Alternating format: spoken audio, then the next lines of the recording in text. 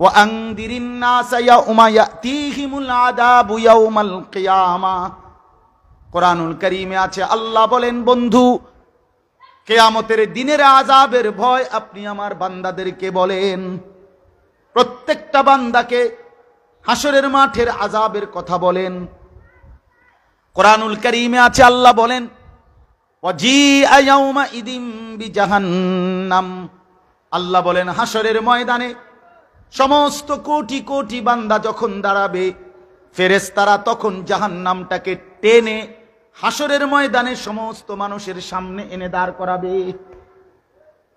সবাই দেখবে জাহান্নামকে এনে যখন রাখবে ফেরেশতারা, আল্লাহর নবী বলেন, জাহান্নাম একটা বিকট চিৎকার করবে। একটা চিৎকারেই পুরা হাসরের ময়দানে যারা দাঁড়িয়ে, ইয়াউমা ইদিন ইয়াতাযাক্কারুল ইনসান, প্রতিটা মানুষ তার দুনিয়ার জীবনের সব কিছু মনে পড়বে। ওয়া আন্না লাহুদ যিকরা, আল্লাহ বলেন, কিন্তু সেদিন মনে পড়ে কি লাভ হবে?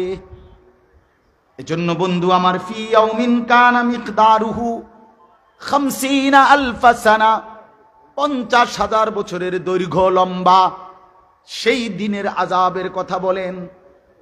যে বেঈমান এমন আযাব চেয়েও না, আল্লাহর আযাব আসবেই আসবে, আসবেই আসবে। এজন্য মুসলমান বাপ আমার, আমি আপনি প্রত্যেকেই এটা ভাবা উচিত। রব্বুল আলামিন বলছে, বান্দা আমি দুনিয়া ছেড়ে দিলাম, ওয়াদারনি ওয়াল মুকাদ্দিবিনা উলিন নি'মাতি ওয়া মাহহিলহুম কালিলা। কোরআনে আল্লাহ বলেন, অবিশ্বাসী, বেঈমান, নাফরমান, মিথ্যাবাদী, আমি তোমাদের মধ্যে সকলকেই আমি আল্লাহ সময় দিলাম। দুনিয়া তো সময় দিলাম, কিন্তু আখিরাতে আমি আল্লাহ ছেড়ে দেব না। এই জন্য আল্লাহ তাআলা বললেন যে বন্ধু, এই বেঈমানরা আযাব চায়, আযাব চাচ্ছে আপনার কাছে, আপনি বলে দেন আযাব নিশ্চিত আসবে। তাহলে এবার আপনারাও বলেন, আযাব আসবে কিনা? আল্লাহর আযাব হবে কিনা? হবে। আল্লাহর আযাব হবে। আল্লাহ তাআলা বলছেন, ফাসবির সাবরান জামিলা। অতএব নবী, আপনি দাওয়াত দিতে থাকেন আর ধৈর্য ধারণ করেন। ইন্নাহুম ইয়ারাউনাহু বাঈদা ওয়া নারাহু করিবা। নাফরমানরা মনে করে আযাব দূরে, আমি আল্লাহ বলছি কাছে, কাছে। ইয়াউমা তাকুনুস সামাউ কাল মুহল ওয়া তাকুনুল জিবালু কাল ইহন। আল্লাহ বলেন, সেদিন কিয়ামত হবে, যখন শুরু হবে, আসমান গলিত তামার মতো গলে গলে পড়বে, পাহাড় পর্বতগুলো তুলার মতো উড়বে। ওয়ালা ইউসআলু হামিমুন হামিমা। আর হাসরের ওই কঠিন ময়দানে সবাই যখন দাঁড়াবে, প্রত্যেক পরিচিত ব্যক্তি আর একজন পরিচিতকে, যে প্রত্যেকেই প্রত্যেককে চিনবে, কিন্তু কেউ কাউকে একটি শব্দ জিজ্ঞেস করবে না। এটা মনে রাখেন, কিন্তু একটা জরুরি কথা, আমরা কিন্তু ইতালির মানুষের লোকে খাড় করাইতো না। কথা বোঝেন নাই? আমি হাসরের ময়দানে আপনারে আমারে কোনো কি লন্ডনের মানুষের লোকে দাঁড় করাইতো না, আমগোর লোকেই দাঁড় করাইবে। যার যার চেনা জানা মানুষের লগেই দাঁড় করাবে। প্রত্যেকেই প্রত্যেকের চেনা জানা মানুষ দেখবে। এই যে আমার মা, ওই যে বাপ দেখা যায়, ওই যে স্বামী, ওই যে স্ত্রী, ওই যে ছেলে, ওই যে ভাই, ওই যে বোন, ওই যে স্কুলের ক্লাসমেট, এই যে বন্ধু, ওই যে কর্মী, ওই যে নেতা, এসব কাছাকাছি দেখবে। খোদার কসম আল্লাহ বলেন, কিন্তু একজনও আরেকজনকে কিছুই জিজ্ঞেস করবে না। প্রত্যেকেই নিজেকে নিয়ে ব্যস্ত থাকবে, নিজেকে নিয়ে। এজন্য আজকে আমি অনুরোধ করছি, ওলামায়ে কেরাম আরো বয়ান করবেন ইনশাআল্লাহ। আপনারা এই ভরপুর মজমায় প্রত্যেকে আল্লাহর ওয়াস্তে, আল্লাহর ওয়াস্তে, আল্লাহর আযাব হাতে ধরে টাইনা আইনেন না, নিজের উপরে জুলুম কইরেন না। যুবক ভাই, তোমাদেরকে অনুরোধ করি, আল্লাহর ওয়াস্তে বন্ধু, নিজের উপরে এত বড় জুলুম কইরো না, নিজের উপরে এত বড় জুলুম কইরো না। 5 ওয়াক্ত নামাজ, আল্লাহর বন্দিগি, হালাল পথে জিন্দিগি কাটানো, এটা চেষ্টা করা উচিত। মোবাইলের আসক্তি ছেড়ে দেন ভাই, মোবাইলের আসক্তি ছেড়ে দেন।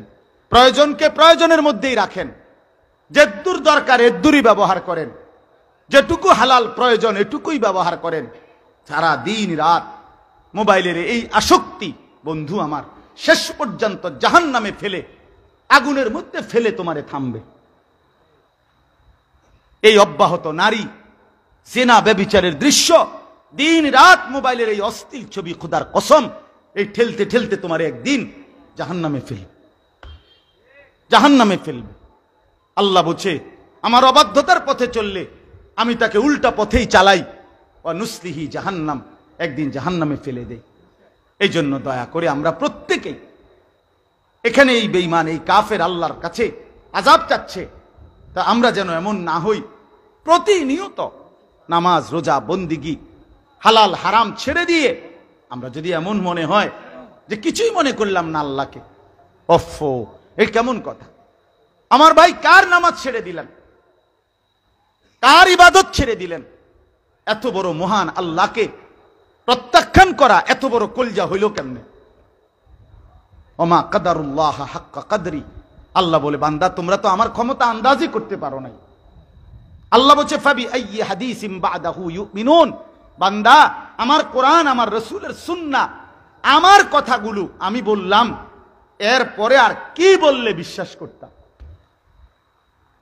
আল্লাহ জিজ্ঞেস করছে যে এই বান্দা, আমার কোরআন, আমার কালাম, এইটা বলার পরও তোমার কলজাটা নড়লো না, তুমি আমারে সেজদা দাও না, হালাল পথে চলো না, গুনাহ ছাড়বার মতো মানসিকতা নাই, তাহলে আর কি বললে, কেমনে বললে বিশ্বাস করতা?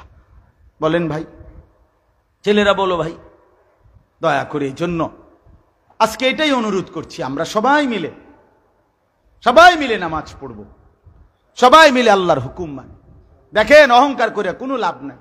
কোন অহংকারী ব্যক্তি, অহংকারী অথবা কোন দল অহংকারী অথবা কোন রাষ্ট্র ক্ষমতার অহংকারী, কেউই আল্লাহ তাআলা যদি রহমের চাদর, আল্লাহ তাআলা তার স্বাভাবিকতার নিরাপত্তার চাদর যদি আল্লাহ সরায় নেয়, তো কোন অহংকারী জমিনে টিকে না, কোন অহংকারী টিকে না। আল্লাহ বলছে হাত্তা ইজা ফারিহু বিমা উতু, আমার দেওয়া দুনিয়া পেয়ে যখন কেউ অহংকার শুরু করে, আখাযনাহুম বাগতাতান, আমি হঠাৎ ধরে ফেলি, ফাইদা হুম মুবলিসুন, তখন একেবারে হতাশ হয়ে পড়ে। আল্লাহর সাথে গাদ্দারি করতে নাই, আল্লাহর হুকুমের নাফরমানি। 5 ওয়াক্ত নামাজ আল্লাহর হুকুম, হালাল উপার্জন আল্লাহর হুকুম, সুদ ছেড়ে দেওয়া আল্লাহর হুকুম, ঘুষ ছেড়ে দেওয়া আল্লাহর হুকুম, মদ জুয়া ছেড়ে দেওয়া আল্লাহর হুকুম, মা বোনরা বেপর্দা ছেড়ে দেওয়া, এটা আল্লাহর হুকুম, আল্লাহর হুকুম, আল্লাহর হুকুম। আল্লাহর হুকুমের সাথে গাদ্দারি করতে নাই, মালিকের হুকুমের সাথে নাফরমানি করতে নাই।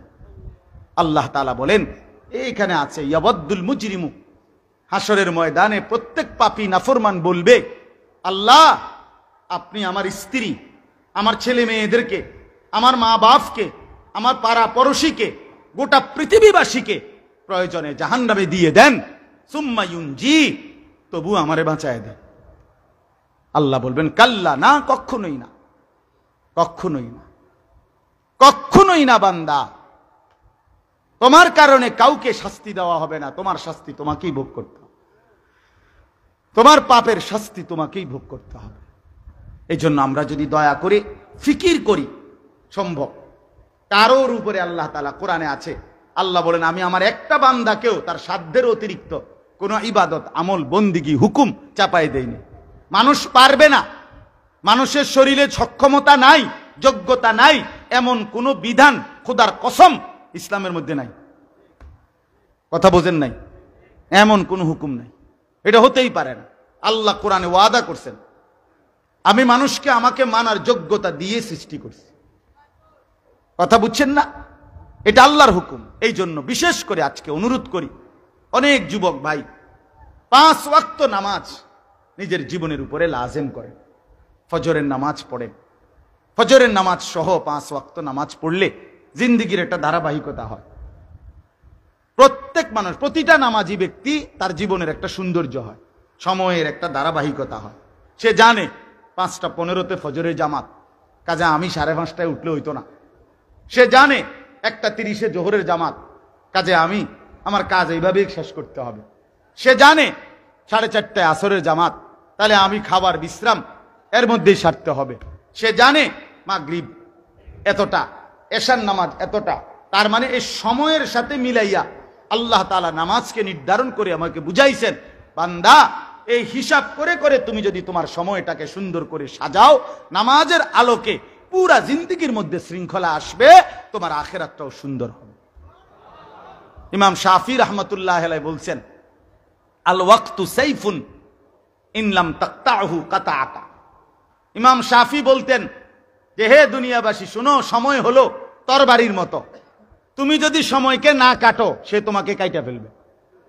অর্থাৎ তুমি যদি ভাগ করে করে সময় বন্টন না করো, কাজ বন্টন না করো নিজের সময়টার মধ্যে, তাইলে সময় তোমারে কাইটা কাইটা তোমার উপর দিয়া চলে যাবে। এই জন্য আমি খাবো এতক্ষণ, নাস্তা এতক্ষণ, ঘুম এতক্ষণ, বন্দিগি এতক্ষণ, জিকির এতক্ষণ, নামাজ এতক্ষণ, তেলাওয়াত এতক্ষণ, আমার উপার্জন এতক্ষণ। এটার একটা কি থাকতে হয়? সিরিয়াল সিস্টেম, বন্টন থাকতে হয়, বন্টন থাক। ইমাম শাফি রাহমাতুল্লাহ আলাইহি বলছেন, নাফসুকা ইন শাগালতাহা বিল হক ওয়া ইল্লা শাগালাতকা বিল বাতিল। তোমার মনের চাহিদাকে যদি তুমি জোর কইরা চাইপা ধইরা নেক কাজে যদি ব্যবহার না করো, তাহলে তোমার অন্তর, তোমার মনের চাহিদা তোমারে সারাক্ষণ গুনার কাজে বাধ্য করবে, গুনার কাজে বাধ্য। তুমি জাতা দিয়া ধরতে হইব, যা বেটা মন বেটা, তুই বললে হবে না বেটা, এখন নামাজের ওয়াক্ত, আমাকে নামাজ পড়তেই হবে, সেজদার ওয়াক্ত সেজদা করতেই হবে। আল্লাহ তাআলা আমাদেরকে তৌফিক দান করে, আল্লাহ তাআলা আমাদেরকে কবুল করে। মাস্টার সাহেব বললেন, আপনাদের এই মাহফিলের ইন্তজাম করতে গিয়ে কি